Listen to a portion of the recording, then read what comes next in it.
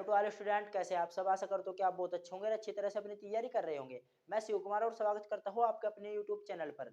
आज की इस वीडियो में हम देखेंगे प्रोकैरियोटिक और यूकैरियोटिक कोशिका क्या होती है। पिछली वीडियो में हमने बताया था कि कोशिका क्या होती है। कोशिका को संख्या और उनके केंद्रक के आधार पर दो भागों में बांटा गया है। संख्या के आधार पर यदि हम बात करें तो संख्या के आधार पर भी दो भागों में बांटा गया है, एक कोशिकीय और बहुकोशिकीय। एक कोशिकीय जीव होते हैं जो सिंगल सेल के बने होते हैं, जैसे अमीबा, पैरामीशियम, यूग्लिना आदि इत्यादि। ये सभी इनमें सिंगल सेल होती है, इसलिए इन जीवों को एक कोश के जीव कहते हैं। जबकि बहुकोश के जीव के अंतर्गत में सभी जीव आते हैं जिनके शरीर का निर्माण बहुत सारी कोशिकाओं से मिलकर बना होता है, जैसे मनुष्य, पेड़ पौधे आदि सभी बहुकोश के जीव है। लेकिन आज की इस वीडियो में देखेंगे केंद्रक के आधार पर जो कोशिका है उनको दो भागों में बांटा गया है, प्रोकैरियोटिक और यूकैरियोटिक। प्रोकैरियोटिक क्या है और यूकैरियोटिक क्या है, आज इस वीडियो में हम पता लगाएंगे और उनके अंतर के बारे में देखेंगे। यदि आपने मेरी पहली वीडियो नहीं देखी हो तो मैं आपसे निवेदन करूंगी कि आप प्ले लिस्ट में जाकर मेरी पहली वीडियो देखिए, जिसमें आपको कोशिका और कोशिका से संबंधित सभी डाउट्स क्लियर हो जाएंगे। तो चलिए आज की इस वीडियो की ओर। इसमें देखते हैं प्रोकैरियोटिक और यूकैरियोटिक कोशिका में अंतर।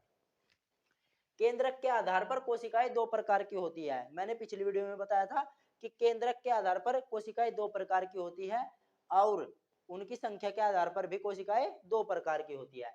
केंद्रक के आधार पर कोशिकाएं दो प्रकार की होती है। पहली प्रोकैरियोटिक, जिसका मतलब है प्रो प्लस कैरियोटिक। प्रो का मतलब होता है आध, आध का मतलब अधूरा, और कैरियोटिक का मतलब केंद्रक। अर्थात वे कोशिकाएं जिनका अधूरा केंद्रक होता है प्रोकैरियोटिक कोशिकाएं कहलाती है। दूसरी कोशिका है यूकैरियोटिक कोशिका। Eukaryotic, you plus karyotic. You का मतलब होता है सुविकसित, डेवलपमेंट केंद्रक, न्यूक्लियस। जिनका केंद्रक सुविकसित होता है उन्हें यूकैरियोटिक कोशिका कहते हैं। जैसे प्रोकैरियोटिक कोशिका की यदि हम बात करें, विभिन्न जीवाणु, नील हरित शैवाल या ब्लू ग्रीन एल्गी या बैक्टीरिया, इनमें सभी में प्रोकैरियोटिक कोशिका पाई जाती है। जबकि यूकैरियोटिक कोशिका जैसे जंतु, जीव जंतु, पेड़ पौधे आदि, इनमें यूकैरियोटिक कोशिका पाई जाती है क्योंकि इनका विकसित केंद्रक होता है। प्रोकैरियोटिक का मतलब आध केंद्रक, अधूरा केंद्रक, और यूकैरियोटिक का मतलब सुविकसित केंद्रक, आध अधूरा। अधूरे के क्या मतलब है, अर्थात इनके केंद्रक के चारों ओर, देखिए जिस प्रकार ये केंद्रक होता है, ये मानव की सेल है, ये केंद्रक है, केंद्रक के चारों ओर आवरण होता है, अर्थात ये विकसित केंद्रक है। जबकि यहाँ पर ये देख रहे होंगे आप, ये डीएनए पड़ा हुआ है इसका, इसके चारों ओर कोई आवरण नहीं है, बल्कि इसके चारों ओर आवरण है, इसलिए इसे यूकैरियोटिक कोशिका के अंतर्गत रखा गया है और इसे प्रोकैरियोटिक। अर्थात कोशिका की संरचना, जो कोशिका है यूकैरियोटिक और प्रोकैरियोटिक, प्रोकैरियोटिक और यूकैरियोटिक में जो केंद्रक की संरचना है उसके आवरण के आधार पर भी कोशिका को दो भागों में बांटा गया है, एक यूकैरियोटिक और दूसरा प्रोकैरियोटिक। यूकैरियोटिक में है जिनके केंद्रक के चारों ओर आवरण होता है, जबकि प्रोकैरियोटिक कोशिका में है जिनके केंद्रक के चारों ओर आवरण नहीं होता।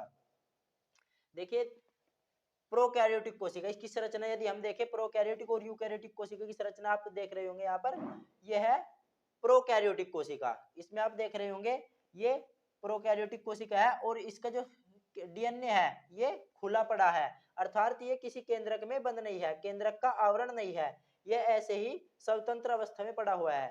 जबकि यूकैरियोटिक कोशिका को अगर आप ध्यान से देखेंगे, इसमें आप देखेंगे कि केंद्रक, जो केंद्रक है इसके चारों ओर एक आवरण है, इसीलिए इसे यूकैरियोटिक कोशिका कहते हैं।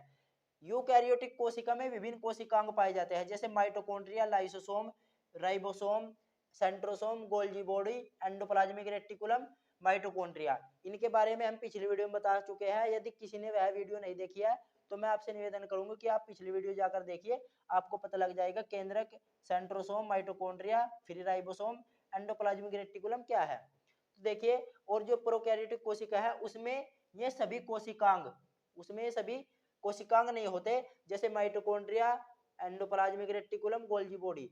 देखिए आप देख रहे होंगे इसमें केवल फ्री राइबोसोम, ये प्लाज्मा मेम्ब्रेन है। प्लाज्मा मेम्ब्रेन जीव कोशिका या जो यूकैरियोटिक कोशिका होती है उनमें पाई जाती है। ये क्या है, ये प्लाज्मा मेम्ब्रेन है, और इसकी ये क्या है, ये प्लाज्मा मेम्ब्रेन है।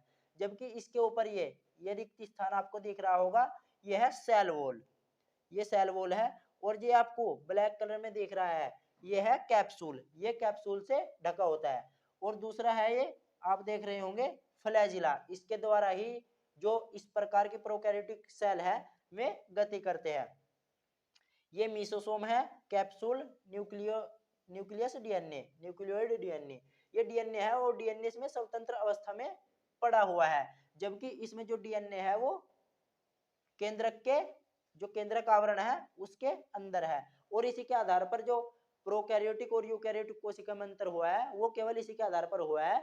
यूकैरियोटिक कोशिका में है जिनके केंद्रक जो है केंद्रक के चारों ओर आवरण है, जबकि प्रोकैरियोटिक कोशिका में है जिनके केंद्रक के चारों ओर आवरण नहीं है। अर्थात जो उनका गुणसूत्र है या क्रोमोसोम है वे खुली अवस्था में, या डीएनए है जो इनका वो खुली अवस्था में पड़ा होता है, जबकि यूकैरियोटिक कोशिका के डीएनए या गुणसूत्र एक केंद्रक आवरण द्वारा घिरे रहते हैं और इसी के आधार पर अंतर बताया गया है। एग्जाम्पल के आधार पर यदि हम देखें नील हरित शैवाल, ब्लू ग्रीन एल्गी, ये सभी क्या है, ये प्रोकैरियोटिक कोशिका के अंतर्गत आते हैं। माइकोप्लाज्मा, माइकोप्लाज्मा हमने पिछली वीडियो में बताया, माइकोप्लाज्मा सबसे छोटी कोशिका है। सबसे छोटी कोशिका कौन सी है, माइकोप्लाज्मा। और सबसे बड़ी कोशिका हमने बताया था शुतुरमुर्ग का अंडा। यदि आपने अभी तक भी वह वीडियो नहीं देखी तो आप जाकर प्लेलिस्ट में हमारी वो वीडियो देख सकते हैं। तीसरा है जीवाणु। और यदि यूकैरियोटिक कोशिका की बात करें हम, मानव, पेड़ पौधे, जानवर, जितने भी ये समस्त जीव जंतु हैं ये सभी यूकैरियोटिक कोशिका के। तो डायग्राम आपने देख लिया। चलिए देखते हैं यूकैरियोटिक और प्रोकैरियोटिक में मुख्य अंतर। आइए देखते हैं। देखिए विभिन्न कोशिकांगों के आधार पर इसके अंतर्गत इसके जो अंतर है, इसमें जो डिफरेंस है वो देखते हैं विभिन्न कोशिकांग के अंतर्गत। ये प्रोकैरियोटिक कोशिका, ये यूकैरियोटिक कोशिका।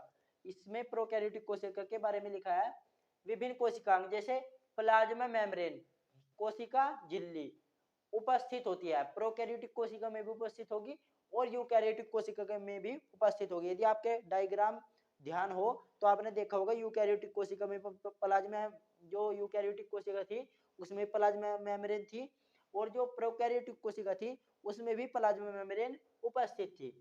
सेल वॉल उपस्थित रहेगी, प्रोकैरियोटिक कोशिका में सेल वॉल उपस्थित रहेगी और यूकैरियोटिक कोशिका में भी उपस्थित रहेगी, लेकिन जंतु कोशिका में अनुपस्थित रहेगी और पादप कोशिका में उपस्थित रहेगी। क्योंकि पादप की जो कोशिका होती है उस पर दो आवरण होते हैं, एक प्लाज्मा मेम्ब्रेन का और एक सेल वॉल का, जबकि जंतु कोशिका में सेल वॉल नहीं पाई जाती।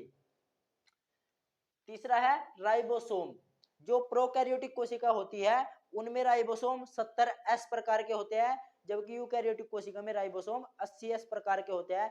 ये 70S और 80S क्या होते हैं, हमारे साथ इस चैनल पर बने रहिए, हम आपको नेक्स्ट आने वाली वीडियो में 70S और 80S सभी प्रकार के राइबोसोम के बारे में बता देंगे। नेक्स्ट चलते हैं, जैसे vacuole, endoplasmic reticulum, mitochondria, Golgi body, lysosome, ये सभी अनुपस्थित होते हैं। मैंने डायग्राम के माध्यम से भी आपको बताया था। जो विभिन्न कोशिकांग थे, इधर जो यूकैरियोटिक कोशिका थी, यूकैरियोटिक कोशिका में सभी जितने भी ये कोशिकांग हैं सभी उपस्थित थे, जबकि प्रोकैरियोटिक कोशिका में एंडोप्लाज्मिक रेटिकुलम, गोल्गी बॉडी और वैक्यूल ये सभी के सभी अनुपस्थित थे। तो प्रोकैरियोटिक कोशिका में ये अनुपस्थित रहेंगे सभी कोशिकांग और यूकैरियोटिक कोशिका में उपस्थित रहेंगे। नेक्स्ट है न्यूक्लियस इनवलप। न्यूक्लियस इनवलप या केंद्रक आवरण उपस्थित रहेगा, और उपस्थित रहने के ही आधार पर हम इसे क्या कहेंगे, जो क्योंकि इसमें केंद्रक अनुपस्थित रहेगा और इसमें उपस्थित रहेगा, इसमें केंद्रक अनुपस्थित रहेगा तो तभी इसको हम क्या कहेंगे, प्रोकैरियोटिक। प्रोकैरियोटिक क्यों कहेंगे इसको, क्योंकि इसमें जो केंद्रक आवरण है, जो न्यूक्लियस इनवलप है वो अब्सेंट रहेगा और इसमें प्रेजेंट रहेगा, और इसीलिए इसे क्या कहेंगे, यूकैरियोटिक।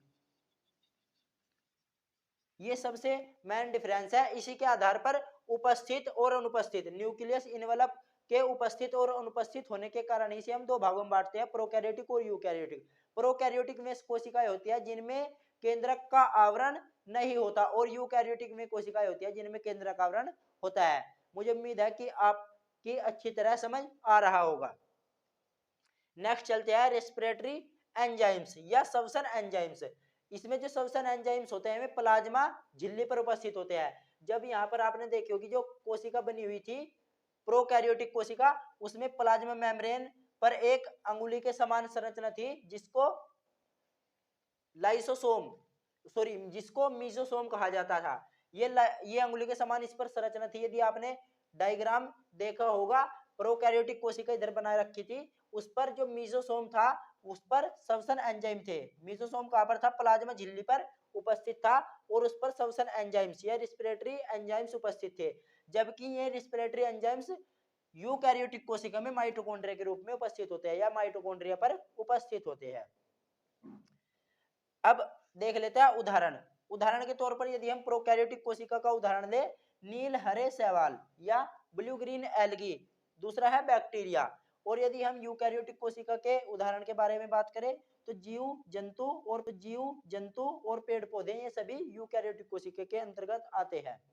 मुझे उम्मीद है कि आपको यह वीडियो बहुत अच्छी लगी होगी और ऐसी ही अमेजिंग वीडियो देखने के लिए बायोलॉजी से संबंधित हमारे चैनल से जुड़े रहिए। और यदि आपने अभी तक हमारे चैनल सब्सक्राइब नहीं किया तो प्लीज सब्सक्राइब कीजिए। वीडियो अच्छी लगी हो तो शेयर कीजिए, कमेंट, लाइक, शेयर। धन्यवाद।